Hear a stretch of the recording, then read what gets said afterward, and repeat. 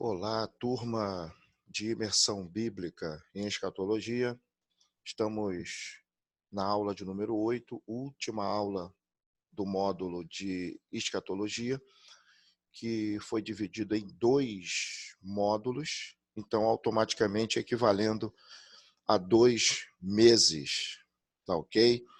Um outro assunto que tem me intrigado, e eu havia dito que vocês iam ouvir a respeito de escatologia, não seriam os assuntos ou falas convencionais, falas que você está acostumado a ouvir desde pequeno. Se assim fosse, era melhor você ficar onde você estava, e aí não teria necessidade do curso de imersão, e nesse caso, em escatologia. Eu quero apenas usar e mostrar para vocês mais uma obra, vai estar na sua telinha a partir de agora. Samuel Montanez Dias, e fechou-se a porta. E aí o que vocês vão fazer? Vocês vão abrir essa obra, vai chegar aqui e digitar 110,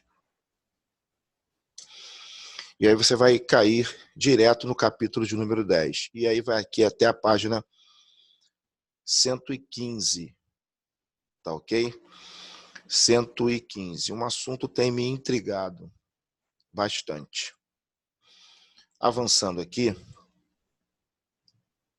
é o famoso texto de 2 Tessalonicenses, capítulo de número 2, os versos 7 e 8. Eu vou botar aqui na telinha para lermos juntos, a partir de agora na sua tela. 2 Tessalonicenses, tá vendo? 2 Tessalonicenses, essa aqui é a Bíblia apologética, e os versos, me parece que é 7 e 8 que eu botei. Tá, vamos ler os 3 então. Diz assim, deixa eu marcar aqui, 8 também. Ok, vamos ler os 3 versos, mas acho que eu marquei lá na apresentação o verso 7 e o verso 8. Diz assim o verso 6.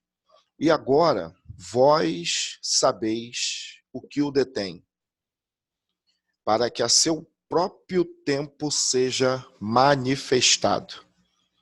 Porque já o mistério da injustiça opera. Somente há um que agora resiste, até que do meio seja tirado. Verso 8. E então será revelado o iníquo, a quem o Senhor desfará pelo assopro da sua boca e aniquilará pelo esplendor da sua vinda. É um texto que tem me intrigado, e a cada dia que eu ouço um pastor, um professor de escola dominical, um superintendente, alguém de mídia, muitas vezes o ministro de louvor, se expressando, expondo a respeito desse texto, nós aprendemos em hermenêutica que isso ele é um erro grosseiro até, porque uma das regras de hermenêutica diz que eu não posso pegar versos isolados ou espaçados como esse e tirá-lo do contexto. E quando eu falo contexto, eu estou falando aonde começa e aonde termina. Então, esse verso, ou esse conjunto de versos, ele está inserido dentro dessa porção, que na hermenêutica é chamada de perícope. Então, para que eu possa ter uma análise sadia e não nociva ao próprio texto, já que uma outra regra de hermenêutica é a Bíblia pela Bíblia. Então, não é aquilo que você ouviu há muito tempo que vai determinar a significação de um determinado verso. E esses versículos aqui, o que eu marquei lá em cima, no caso 7 e 8, eles estão dentro de uma porção textual maior. que começa aonde? Começa aqui, ó, no capítulo de número 2, o verso é o de número 1. Qual é o assunto que Paulo está tratando na segunda carta que ele escreve aos Tessalonicenses? Sobre a vinda do Senhor. Ora, se é sobre a vinda do Senhor, eu tenho que saber que ele começa a discorrer daqui. Ele vai pelo verso 2, 3, vai caminhando e vai até o versículo de número 12. Aqui é um conselho para estar firmes. Se quiser aproveitar, você vai até o versículo de número 17. Então, esse conjunto aqui, ele não pode ser analisado isoladamente, esquecendo-me de onde começa essa porção e de onde termina essa porção.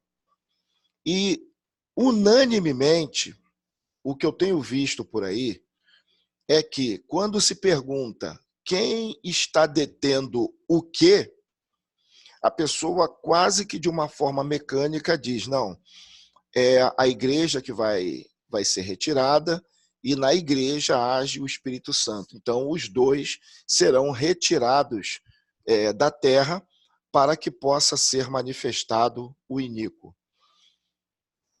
Como diz o meu grande amigo pastor Ferreira, de Brasília, será que é isso mesmo que o texto está dizendo?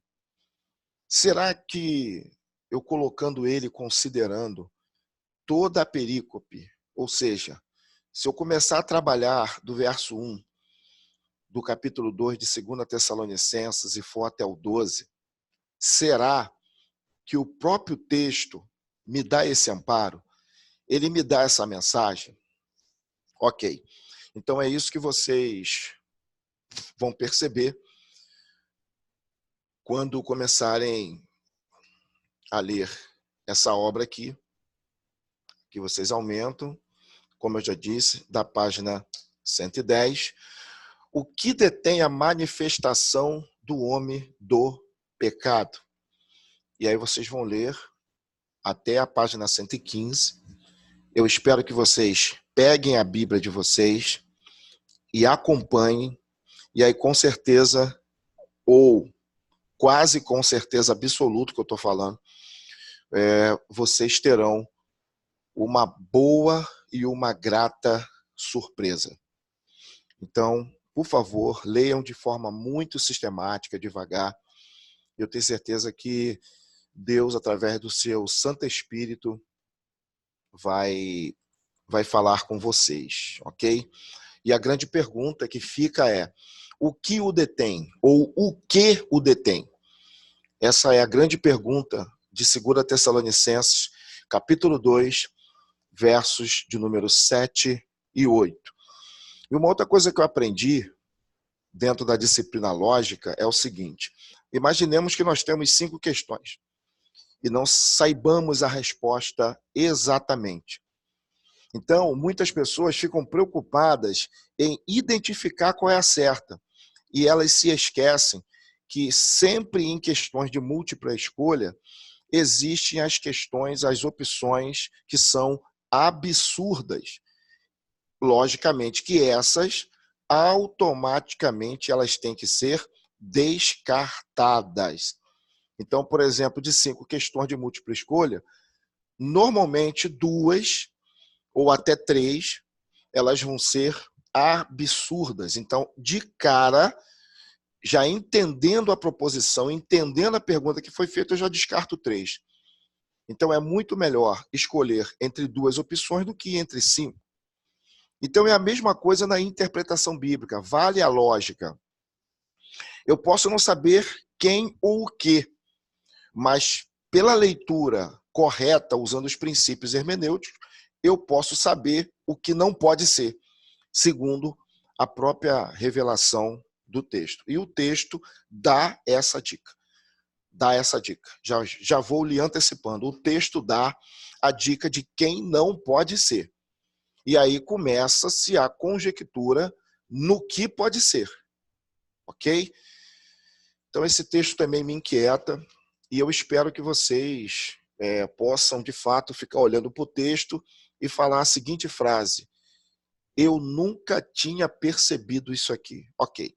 Então, essa seria a proposta do curso de imersão em escatologia. Então, que Deus possa te abençoar rica e abundantemente. Por favor, não esqueça de ler toda a obra ou todas as obras que foram sugeridas. E agora essa aí, encerrando não só o módulo de escatologia, mas também o curso de imersão bíblica nas 4 disciplinas, que teve duração de 5 meses. Deus te abençoe e estarei lançando outro curso chamado Cristologia e a História da Igreja. Será em 5 módulos e com certeza teremos assuntos e informações a passar que serão bombásticas dentro daquilo que você compreende do que seja a cristologia. Deus te abençoe, em nome de Jesus.